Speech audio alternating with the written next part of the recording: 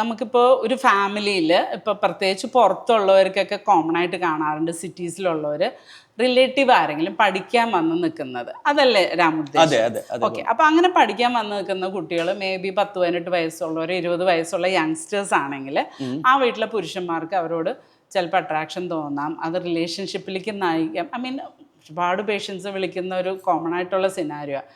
ഇത് ചിലപ്പോൾ ഒരുപാട് അങ്ങ് മുന്നോട്ട് പോയി റിലേഷനൊക്കെ ആയി കഴിയുമ്പോൾ ഭാര്യമാർ കണ്ടുപിടിച്ച് വഴക്കായി വക്കാണമായി വീട്ടിൽ പറഞ്ഞ് നാറ്റിക്കലും പ്രശ്നങ്ങളും അടി ഇടി സെപ്പറേഷൻ ഡിവോഴ്സ് ഒക്കെ വളരെ കോമൺ ആയൊരു ഈ ഒരു കാരണത്തിന്. ബിക്കോസ് ഫോർ എ ഫീമെയിൽ അല്ലെങ്കിൽ ഫോർ എ വൈഫ് ഇത് ഭയങ്കര ഡിഫിക്കൽട്ടാണ്.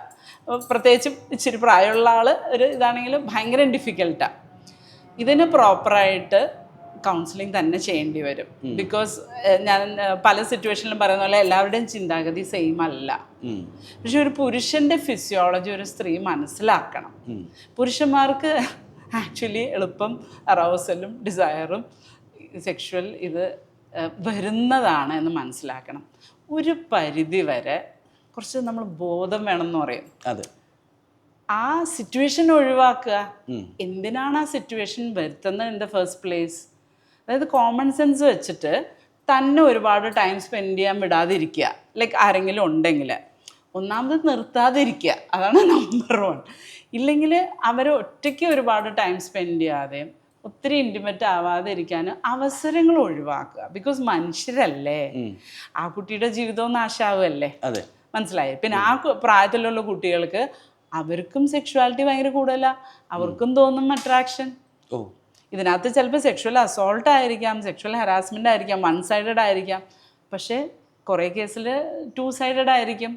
പിന്നെ നല്ല പഠിച്ച വില്ലന്മാരാണെങ്കിൽ ഇവർ ആദ്യം നന്നായിട്ട് മയക്കി അവരെ ഇഷ്ടപ്പെടുത്തി ഇവരൊന്നും കാണിക്കില്ല. അവർ വിചാരിക്കും അവരാ തുടങ്ങിയെന്ന്. നല്ല സെക്ഷൽ പ്രെഡേറ്റേഴ്സ് ചെയ്യുന്നത് ഇവർ മറ്റവരെ വീഴ്ത്തുക ചെയ്യുന്നത്. ഗ്രൂം ചെയ്യും, അവരെ ഗ്രൂം ചെയ്ത് റെഡിയാക്കി കൊണ്ടുവരും. എന്നിട്ട് ഒന്നും അറിയാത്ത പോലെ നിൽക്കും. അങ്ങനെയുള്ള വില്ലന്മാർ നമ്മുടെ നാട്ടിൽ ധാരാളം ഉണ്ട്. വില്ലത്തികളും ധാരാളം ഉണ്ട്. സ്ത്രീകളും ചെയ്യും ഈ സെയിം. അപ്പോൾ ഇൻഡിവിജ്വലായിട്ട് എടുക്കണം, മസ്റ്റായിട്ട് കൗൺസിലിംഗ് എടുക്കണം. പക്ഷേ കോമൺ സെൻസ് ഒഴിവാക്കുക.